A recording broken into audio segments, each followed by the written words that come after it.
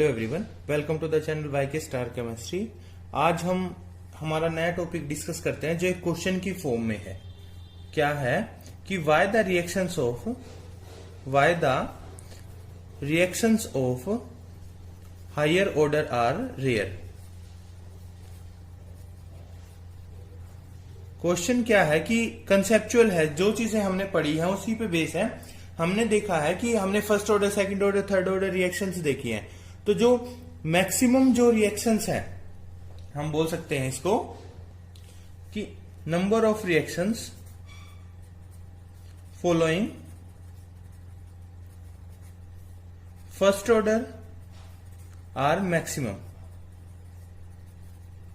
ठीक है, क्या होगा इसमें कि सबसे ज्यादा क्या है, फर्स्ट ऑर्डर की है, then second order and then third order. तो हम देख रहे हैं कि जैसे जैसे जो ऑर्डर है वो इंक्रीज होता जा रहा है, नंबर ऑफ रिएक्शंस है उनकी कम होती चली जा रही है। ठीक है, कि as the order of reaction increases, number of reactions following that order decreases। क्यों तो इसका रीजन क्या है कि थर्ड ऑर्डर रिएक्शन वो कम क्यों शो हो रही है। ठीक है, या उनकी प्रोबेबिलिटी कम क्यों है बजाय फर्स्ट ऑर्डर या सेकंड ऑर्डर के। तो इसका जो रीजन है वो किस पे बेस है, अगर हम उसकी बात करें तो वो किस पे है, कोलिजन थ्योरी पे।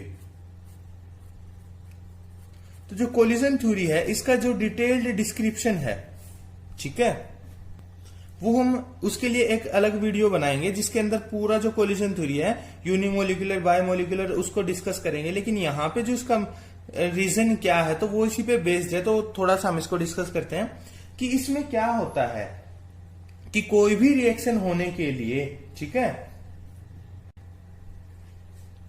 उनके बीच में कोलिजन होना जरूरी है। ठीक है, और कोलिजन भी कैसा, साफ एकदम साइमल्टेनियसली होना चाहिए कि फॉर रिएक्शन टेक्स प्लेस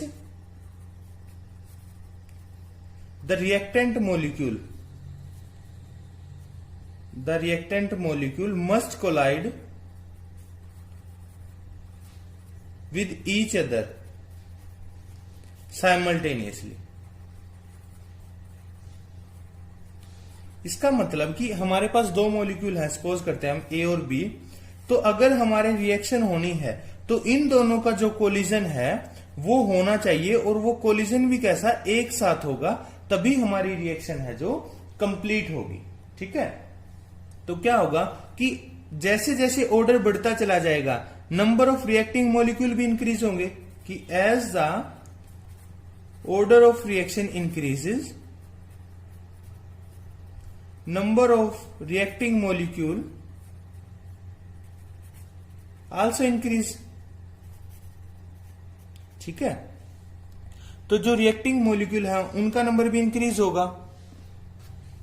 तो यहां पे दिक्कत ये है कि जैसे थर्ड ऑर्डर है, तो थर्ड ऑर्डर में क्या होगा, हमारे पास तीन मॉलिक्यूल होंगे, ए, बी और सी। ठीक है, सपोज कर लेते हैं हम। तो ये क्या होगा, अब तीनों मॉलिक्यूल कोलाइड, इनके बीच में कोलिजन होना चाहिए। ठीक है, और कोलिजन भी कैसा, साइमल्टेनियसली। कहने का मतलब कि जो तीनों मॉलिक्यूल हैं उन वो कोलाइड होने चाहिए, और वो कोलाइड एक साथ होने चाहिए, कि इसी समय पे एक ही टाइम पे तीनों का जो कोलिजन होगा, तो उसकी वजह से क्या होगा, जो प्रोडक्ट है उसकी फॉर्मेशन हो पाएगी। तो जब कोलिजन क्या है, अब नंबर ज्यादा होगा तो उनके बीच में कोलिजन साइमल्टेनियसली होने की प्रोबेबिलिटी कम होगी, और प्रोबेबिलिटी कम होगी तो जो रिएक्शन है उसकी फिजिबिलिटी भी कम हो जाएगी। एक एग्जांपल के थ्रू देखें कि हमारे पास दो मॉलिक्यूल है या दो पर्सन है। ठीक है, हम बात करते हैं कि हमारे पास दो पर्सन है, ए और बी। अब हमें इनको बुलाना है, तो क्या होगा, ये एक टाइम पे दोनों पहुंच सकते हैं। लेकिन अगर हमारे पास 26 पर्सन्स है, ABCD की तरह बात करें हम, ठीक है,